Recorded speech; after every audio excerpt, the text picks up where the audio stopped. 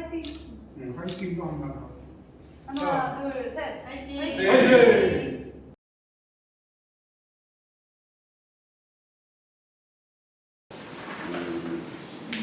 대진대학교의 김주상 교수님 발표를 듣도록 하겠습니다. 여러분 박수로 맞이해주십시오.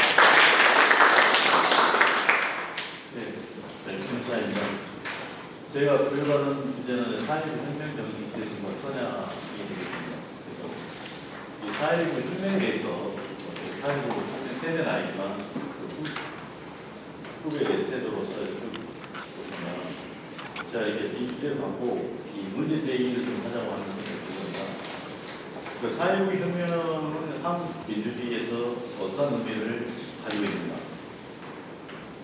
그리고 대한민국이 1948년 정부 수립된 전전까지 2020년까지 이 산업화와 민주화를 달성한 식민지 경험인가 하면 유일하게 두 가지 목적을 달성한 국가로 아주 세계에서 추앙을 받고 있습니다. 그래서 이 4.19 혁명은 한국 민주화 운동 여기서 어떤 의미를 갖고 있는가, 한국 역사에서 어떤 의미를 갖고 있는가, 이런 어떤 문제 제기를 갖고 또 4.19 혁명 정신은 어떻게 개선되었을까, 이런 주제의 어떤 문제 제기를 가지고, 그리고 4.19 혁명이 일어난 당시에 우리가 4월 19일부터 26일까지 여기 보면 주로 서울 지역에서 전국적으로 일어났지만 서울 지역에서 이렇게 4.19가 격화돼서 결국은 이승만 대통령이 하야하고 제2공화국이 출범을 하게 됐지만 이 전에 있었던 대구 2.28 민주운동이라든가 또 이게 대전 3.8 민주구호라든가 마산에 있었던 마산 3.15 민주구호라든가 이 어떤 계기가 여기와 연관성도 우리가 얘기할 수 없다. 그래서 이런 기폭제 역할을 하게 된 이런 각 지역의 이 당시에 이 민주운동 여기로 우리가 성장을 하면서 같이 연구를 해야 될 필요가 있다고.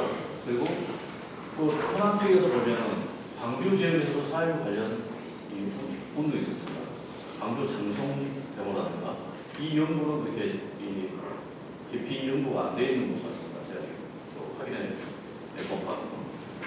그리고 우리가 4.19 혁명 정신을 계승하고 이렇게 선양을 하기 위한 그런 세미나인데 오늘 4.19 혁명 정신을 왜 계승이 되냐고, 이 당위성은 무엇인가, 이런 질문이 하나 있고, 그러면 이 4.19 혁명을 계속 발전시키기 위해서 또 선양 사업을 하기 위해서는 어떤 선적 근거, 전문적 이 근거를 가지고 해야 될 것인가, 또 이렇게 하면서 무엇을 준비해야 될 것인가, 이런 문제 인식을 가지고 제가 연구를 해봤습니다. 그래서 제 논문에는 이론적 배경과 이렇게 사용 연구가 있습니다. 오늘 세미나를 끝내고 나서 제가 코로나 쌤들 또 여러 쌤들 지른다고 통해서 발전을 시킬 계획입니다. 그래서 우선 저는 3장에 제가 3장 들어가기 전에 이론적 배경을 제기했던 것은 뭐냐면 우리가 1993년 김영삼 문민정부 들어서가지고 역사 바로 소운동 이거 차원에서 4.19 혁명이라는 개념이 정립이 됐거든요. 그 전에는 4.19 혁명이라고 부르지 않았습니다. 물론 일부에서 사회과학계에서 학자들, 연구자들이 이 4.19 혁명이라고 불렀습니다. 그렇지만 공식화되지는 않았습니다. 공식화된 것은 이 김영삼 정부 들어서서 이때 역사 바로 세운동 이후에 공식화되다. 그래서 이 4.19 측면에서도 이전에 우리 4.19 사건, 4.19 의거 이렇게 쭉 돼 있던 것을 그럼 대통령이 민주화 이후에 김대중 정부 들어서가지고 이 4.19 혁명이 정책적으로 이렇게 이루어짐으로써 현재까지 4.19 혁명이라고 부르는데 그러면 지금 93년이니까 딱 한 세대가 지난 거, 딱 30년이 됐습니다.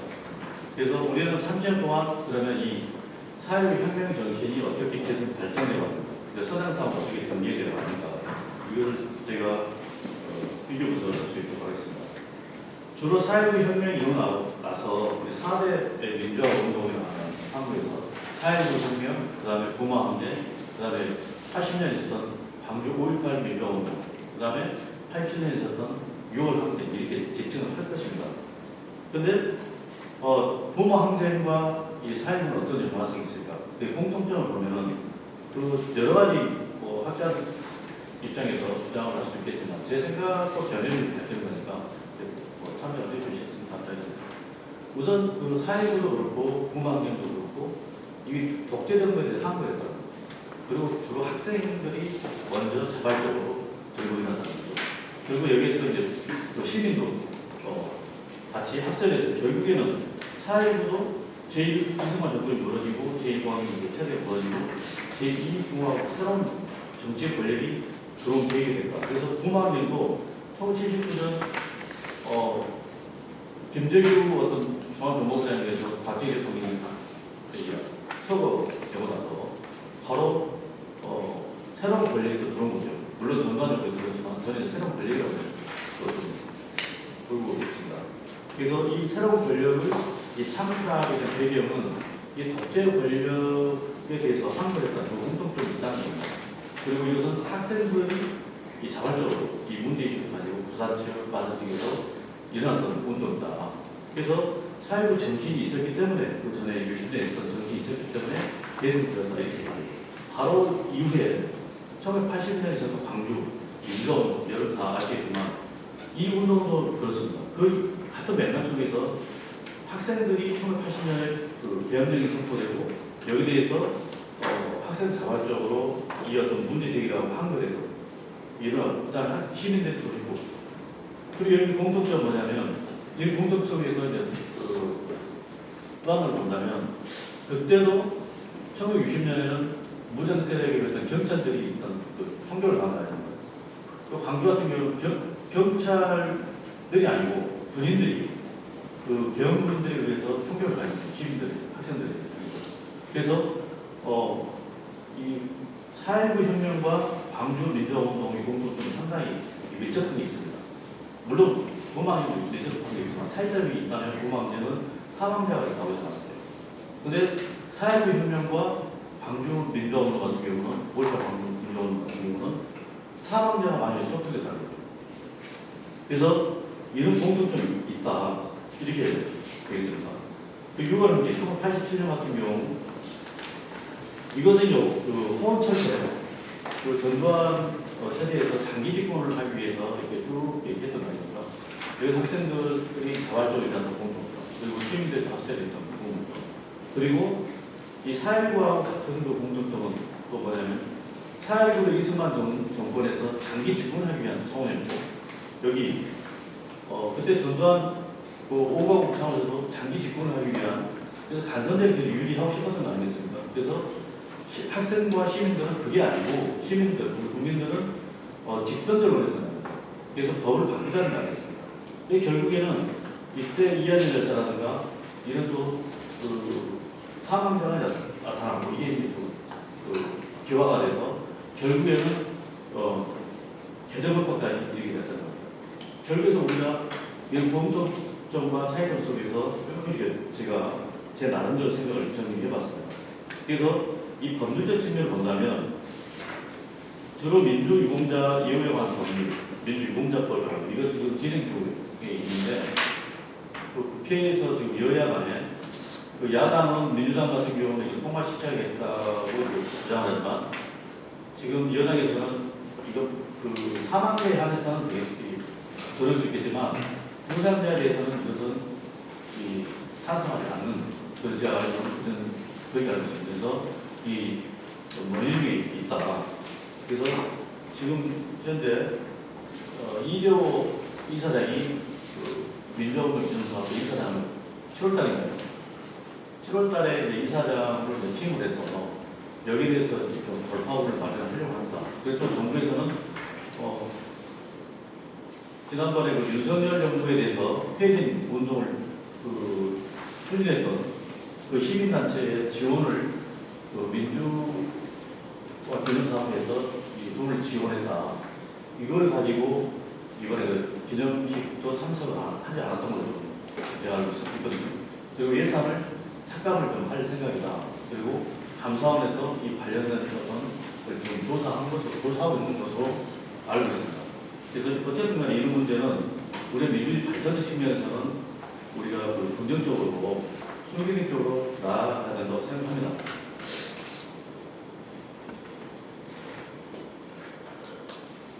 그래서 이 관련 법률을 보면 이 헌법하고 국가유공자법, 그다음 민주화운동 사업회법 이 법 두 개, 특히 이제 헌법과 민주화운동 사업회법 이 두 가지 법률이 이 4.19 혁명뿐만 아니고 다른 제가 말씀드린 세 가지 운동도 여기에 관련된 법에 영향을 받고 있다. 그래서 헌법은 왜 그러냐면 이장희 교수님이 헌법학 전공이시니까 우리 부차 헌법, 그 다음에 87년 이후에 개정했던 그 헌법이 지금까지 유효하고 있기 때문에 거기에가 분명히 명시가 되어 있거든요. 4.19 혁명이라고 쓰지 않고 4.19 그 정신이 기재가 되어 있습니다. 명시되어 있기 때문에. 그래서 앞으로 발전하기 위해서는 우리가 차후에 여야 간에 합의가 돼가지고 개정을 한다면 여기에 4.19 혁명이라는 용어도 우리가 좀 반영이 됐으면 어떻게 하는가 이런 생각이 듭니다. 제4장에서는 저는 이 선언 사업을 어떻게 할 것인가. 이 정부 차원에서 선언 사업을 여러 가지가 있겠지만 우선 우리 올해 2023년 6월 5일인가요? 이때 그 국가보훈처가 국가보훈부로 승계가 있습니다. 그래서 기존에는 차원급 이 부서장이 계시다가 이제 장관급으로 승계가 됐기 때문에 아마 제 생각은 그렇습니다. 여기에 국가보훈부로 승계가 되어 있기 때문에 우리가 그 말로만 형식적으로 우리가 선언하고 대선하고 이렇게 주장할 것이 아니라 어떤 그 보훈 정책이 됐든 그 다음에 이 민주운동을 계속 발전시키기 위해서는 예산이 확보되어 있어야 되거든요. 그래서 예산을 어떻게 우리가 정부 내년도 예산에 반영돼가지고 국가보훈부가 이 선양 사업이라든가 계속 발전시키기 위한 사업에 예산을 요구를 해서 그 내년부터는 이렇게 그 예산 차원에서 그 우리가 예산 내에서 치러야 된다. 근데 이 방식을 여러 가지 있는데 현행 좀 해보니까 여러 가지가 있겠습니다. 제가 조사를 아직 못한 것도 있는데 이 국립사회부 민주묘지라든가 기념관, 그다음에 사회부 도서관이라든가 국립문화재, 그다음에 추모제, 민주공원, 유적협사 이런 것이 있고 또 안 된 것이 있다면 이 드라마라든가 영화로 4.19에 관련해서 다른 5.18이라든가 그 다음에 그 87년 유월항쟁 관련해서는 많이 나와 있습니다. 그래서 이런 4.19에 관련돼서는 이런 영화나 드라마로 제작이라든가 영상이라든가 이게 좀 필요하다. 그래서 시대 컨셉에 맞게끔, 시대 변화에 맞게끔 좀 트렌드가 좀 바뀌어서 진행됐으면 합니다. 그리고 중앙정부 차원에서는 해야 할 일이 교육부하고 문체부, 국가보훈부 여기서는 이런 걸 좀 했으면 좋겠어요. 현재 하고 있는 것은 이 교과목, 초중고 이 교과목에 이 4.19 관련해서 역사교육이라든가 이런 걸 좀 반영해가지고 이 교과목이 됐든 또 비교과목도 있어요. 그래서 구분해가지고 이걸 좀 범위를 좀 해놨으면 좋겠습니다. 그리고 문체부 같은 경우는 좀 예산 좀 들려서 문화 행사 있잖아요.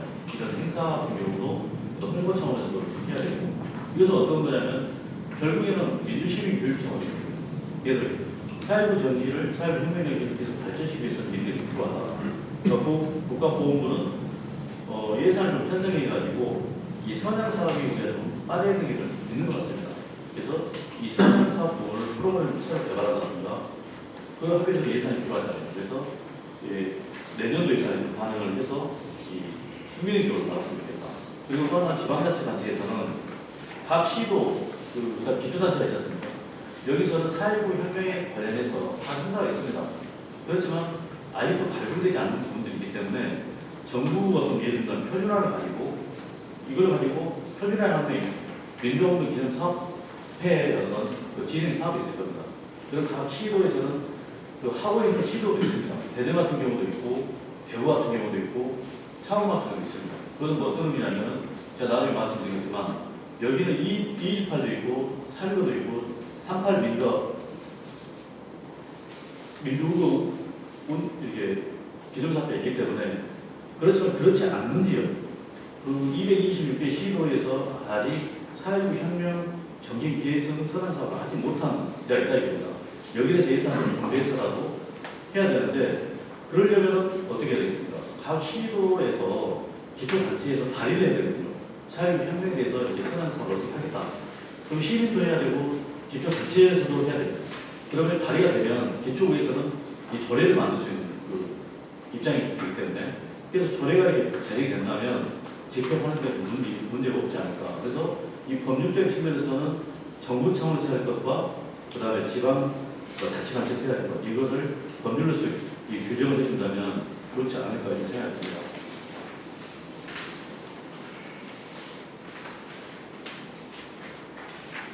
제 논문에서는 보면 제 4장에서 이 법적 측면은 헌법과 아까 제가 말씀드린 민주사업회, 민주균사업회법 이 두 가지를 가지고 지금 진행하고 있다. 그리고 국가보훈처는 4.19 혁명 보훈부에서 해야 될 것이기 때문에 예산 반영을 해서 진행할 필요가 있고 그 다음에 이것 말고도 문화인사를 좀 이렇게 좀 적극적으로 전개했으면 하는 바람입니다. 그리고 이 4.19 혁명 기념 행사에 기념탑들이 많이 있잖아요. 그래서 이걸 아직 기념탑도 없는 지역이 있다면 이것을 더 이렇게 적극적으로 홍보 차원으로 했으면 좋겠다. 그리고 선양사업에서는 올해가 2023년 5월달인가요? 그때 유네스코에 4.19 혁명 기록물이 유네스코에 등재가 됐습니다. 그래서 상당히 우리는 한국 민주주의 역사에서 획기적인 어떤 변화라고 생각하는데요. 그것은 뭐냐면 예전에 5.18 민주화운동, 광주 5.18 민주화운동이 유네스코에 등재가 됐거든요. 기록유산으로. 그러면은 이 4.19 혁명 기록물도 지금 올해 등재가 됐습니다. 그리고 한국 이 민주화 운동이 이 한국뿐만 아니고 아이돌도 독재국가들이 많잖아요. 그러면 이 전 세계적으로 이 전파할 수 있는, 홍보할 수 있는 계기가 됐다. 상당히 긍정적으로 저는 판단합니다. 그리고 4.19 혁명 관련해서 이 선양 재단이라든가 장학회가 되거든요. 그래서 제가 인터넷을 좀 찾아보니까 중국에 그게 많이 있어요. 중국의 전원적 이쪽에 동삼성에 있는 상당히 많이 살고 있잖아요. 이런 활동도 많이 하고 있습니다. 그리고 4.19 혁명 희생자 민족회라든가 여기서 또 이렇게 또 할 수 있는 것들이 있고 그래서 또 할 수 있는 것은 뭐냐면 다행스럽게 4.19 혁명 그 35페이지를 보면 맨 밑에 보면 4.19 혁명 관련해서 국가 기념일이 이제 진행이 되는데 역사적으로 보면 4.19 혁명 기념일은 좀 빨리 됐습니다. 1973년에 됐는데 2.28 민주운동 기념일은 2018년 문재인 정부 때 됐고 그 다음에 38 민주운동 기념일은 2018년 11월 2일 됐습니다. 그 3.15 민주운동 기념일은 2010년 3월달에 이게 국가 기념일로 지정이 됐더라고요. 그래서 이것은 이 시민단체에서 보험단체에서 강력하게 주장을 해가지고 적극적으로 홍보를 통해서 얻은 성과가 됩니다. 그래서 이게 계속 발전적 측면에서 선양적 측면에서 상당히 이게 바람직한 운동들이라고 생각합니다. 이게 대전에서는 제가 지금 자료를 이게 연구한 결과로는 4.19 혁명 기념관, 특히 3.15 민주의거 기념관이 이 지방 자치단체에서 이렇게 발의가 돼서 이 의회에서 통과된 걸로 알고 있습니다. 그리고 내년 2024년에 3.15 민주의거 기념을 3월달에 개관하는 것으로 알고 있거든요. 그래서 어떤 일을 하느냐 이것이 하나 센터되지 않을까. 주론이 다 마찬가지이겠지만 계획 차원에서 그리고 선행 차원에서는 이 38 민주의거 기념관 관리 및 운영 조례안이 통과가 되고 이와 관련해서는 통과됐으니까 관련 정보를 수집을 할 수 있고 보존이라든가 관리를 할 수 있고 저희 식 관람을 할 수 있어요. 그다음 관련 조사를 할 수 있고 연구 홍보를 할 수 있고 역사교육, 그다음 체험 프로그램을 운영을 할 수 있으면 계기가 마련돼요. 간단합니다. 그래서 제가 법적 측면에서 헌법은 우리 헌법에 4.19 이 정신이 명시화되어 있고 향후에는 이것을 더 우리 혁명이라는 개념이 또그 향후에 여야 합의에서 들어갔으면 좋겠다 이런 바람이고요. 그래서 지방자치단에서는 조례안을 이렇게 개정했으면 좋겠다. 개정이 상당히 바람직한 사례라고 보고 있습니다. 결론적으로 제가 말씀드리자면 앞으로 정부 차원에서는 국가보훈부를 중심으로 습격을 시켰기 때문에 이 보훈과 보상 정책을 이렇게 더 늘리고 예산 좀 반영을 해서 선양 사업가이 더 제도적으로 조치를 해야 될 수 있다는 겁니다. 그리고 두 번째는 4.19 혁명 관련자가 우리가 상당히 200명 미만으로 되어 있지만 미발굴자들이 있을 겁니다. 그래서 이것도 우리가 독립운동 유공자들 발굴해 오는 것처럼 4.19 혁명 관련해서도 각 시도에 미발굴자들 지속적으로 우리가 발굴할 어떤 의무가 있다는 겁니다. 그래서 이 운동을 좀 벌려나갔으면 좋겠다는 겁니다. 세 번째는 4.19 혁명 선양 사업으로서는 이제 교육부하고 지방단체단체가 이제 협력을 해서 이렇게 정부 차원에서 할 것이 있고 시도 교육체에서 할 것이 있을 겁니다. 이런 것을 협력체제로 가고 교과목이 반영할 것과 비교과목이 반영할 것을 좀 구분해가지고 각 시도 특성에 맞게끔 이렇게 좀 개선, 그 다음에 선행 사업을 전개했으면 좋겠다. 네 번째는 4.19 혁명 관련해서 예산은 현실적으로 정부가 우선 반영을 해줘야 되고요. 그래서 정부가 상당히 여당에서는 지금 민주당, 야당 설득해서 이 필요성, 당위성을 좀 설득을 어떻게 했든 간에 예산을 좀 이렇게 정의를 좀 시켜주고 있다. 그리고 마지막으로 선양사업 관련해서는 국가보훈부하고 각 그 시도에 그 보훈청이 있잖아요. 그 보훈청이 나와 계시. 저는 계시지만 전해되고 있습니다. 인력 구조를 개선과 발전시킬 수 있는, 물론 4.19 주제가 4.19 혁명이니까 4.19 혁명, 이 정신 개선, 그다음 선양사업 이것뿐만 아니라 다른 민주화운동 개선 발전시킬 수 있는 이 인력을 좀 늘렸으면 좋겠다. 그리고 프로그램을 새로 만들어서 좀 인력을 좀 증편해서라도 이 4.19 혁명 정신을 계속 발전시켰으면, 그리고 선양사업을 계속 전개해 나갔으면 좋겠습니다. 이상입니다. 네, 감사합니다. 백문이 불여일견이라는 말처럼 여러분들 같이 가르를 보셨기 때문에 알지만 너무도 성실하게 정리를 잘 해주셔서 우리 교과서로 이렇게 실려서 가르치는데 직접적으로 활용해도 참 좋겠다 생각이 듭니다. 우리 헌법의 전문을 보면 이제 3.1운동 유구한 역사로 시작되는 이 전문의 3.1운동과 4.19 민주 이념을 강조합니다. 그래서 가장 우리나라 대한민국의 기준으로 본다면 이제 가장 큰 레볼루션이죠. 그래서 그런 출발점이기도 한데 다른 관련된 부망대이랄지 5.18과 관련해서도 다 정리를 해주시고, 또 뒷부분에 보면 이제 정부 차원,